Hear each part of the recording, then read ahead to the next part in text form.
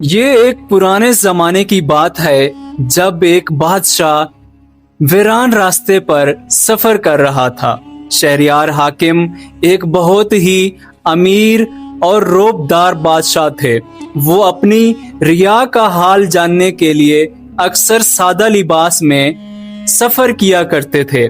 ایک دن گرم دوپہر میں وہ اپنی عالی شان گاڑی میں شہر سے دور ایک ویران راستے پر جا رہے تھے کہ اچانک گاڑی کے انجن نے جواب دے دیا۔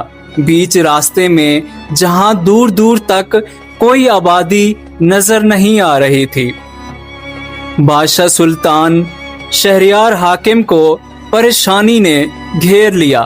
کچھ ہی دیر میں انہیں دور سے ایک چھوٹی سی بستی نظر آئی جسے لوگ بستی گل کہتے تھے۔ بادشاہ نے سوچا کہ شاید وہاں سے کوئی مدد مل جائے، مگر گاؤں کے لوگ بادشاہ کی قیمتی گاڑی اور ان کے شاہانہ روب سے ڈر کر کوئی قریب نہ آیا۔ وہ نہیں جانتے تھے کہ یہ کون ہے۔ اس وقت ایک نوجوان بلال جو اپنے کھیت سے لوٹ رہا تھا، وہ بغیر کسی خوف کے آگے بڑھا، بادشاہ کو سلام کیا اور پوچھا، کیا مسئلہ ہے مالک؟ اور بولا، یہ گرمی گاڑیوں کو بھی ہانپنے پر مجبور کر دیتی ہے۔ آپ پریشان مت ہوں، میں مکینک تو نہیں ہوں مگر یہ کام جانتا ہوں۔ بلال نے فوری طور پر بادشاہ کو سائے میں بٹھایا، بھاگ کر گھر سے تازہ مٹکے کا ٹھنڈا پانی لایا اور بادشاہ کو پیش کیا۔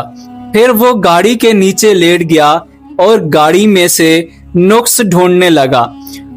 اس محنت کے دوران اس نے ایک دفعہ بھی بادشاہ کی طرف اس امید سے نہیں دیکھا کہ اسے کوئی بڑا انعام دے گا۔ وہ صرف دل کھول کر ایک مسافر کی مدد کر رہا تھا۔ بادشاہ سلطان شہریار محبت سے بولا، بیٹا تم نے میری کوئی مدد نہیں کی بلکہ میری بہت بڑی مشکل حل کی ہے۔ تمہارا نام کیا ہے اور یہ گاؤں کیسا ہے؟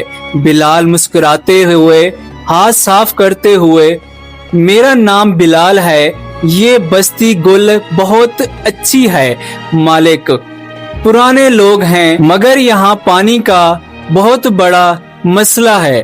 اگر نہر بن جائے تو ساری زمینیں سونا اگلنے لگیں۔ بس اتنی ہی بات کر کے بلال دوبارہ گاڑی ٹھیک کرنے لگ گیا۔